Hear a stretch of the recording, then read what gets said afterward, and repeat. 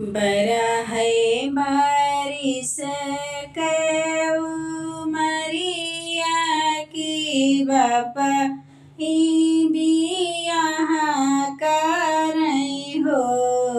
बहिनी दाई दिए धन दौलतिया की रुपया से पैसाई हो। बहिनी दाई दिहे दाना दहेजवा कमी कुछु नाही कमी कुछु नाही नेहु। बहिनी दाई दिए रुपया पैसावा कमी कुछु नाही कमी कुछु नाही करे हो। बियाही था वही बेटी गाई की अपने ससुर घर हो। बहिनी सासुवन के बोले बिरही बोली सहिउ नाही जाई सहिउ नाही जाई हो। बहिनी सासुवन के बोले बिरही बोलिया की सहलो न जाई की सहलो न जाई हो। बेटवा के बगले बैठावई की बेटा कई समझावई की बेटा कई समझावई हो। बेटा तुहरी बहुआ कुछु ढंग नाही गरीब बेटी बाटी हो। बेटा नैहर से लावे ना धन दौलतिया ना दान दहेजवाई हो।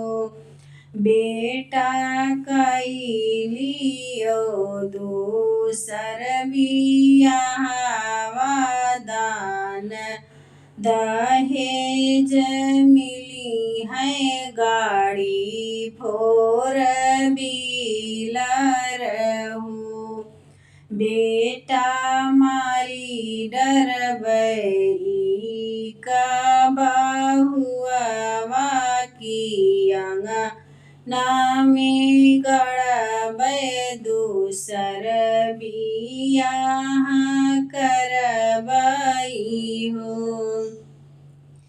यतने बचने सुनई बेटा की मनवा में सोचाई हो। बहिनी बसी गए उनके मन में पाप बहुआ मारी डारे बहुआ मारी डाराई हो। सासु जे गटई दबावई की पियालत मारई की पियालत मारई हो। बहिनी मारी आंगनवा में गाड़ई बहुआ मारी डारई हो। बहिनी बहुआ के मारी डारे आंगनवा बीच गाड़ै आंगनवा बीच गाड़ई हो। दुई चार दिन के बाद बीरन भैया आवै बीरन भैया आवै हो। बहिनी नाही देखे आपन बहिनिया तो सासु सेती पूछै तो सासु सेती पूछै हो। काऊ कही मोरे भैया कहत लाज लागई हो। भैया तोरी बहिनी घर से भागी गईली पता नाही चलई हो। भैया लैली धन दौलतिया कुली है गहनवा तो भागी गई हो। यतनी बचन सुनै बहिनिया आंगनवा से बोलाई हो। भैया हमारा के मारे बेटा माई आंगनवा बीच गाड़ई हो। भैया हमारा के मारी सासु पौर मोरे पति आंगनवा बीच गाड़ई हो। यतनी बचन सुनै भैयावा की अचना धारी रोवई हो।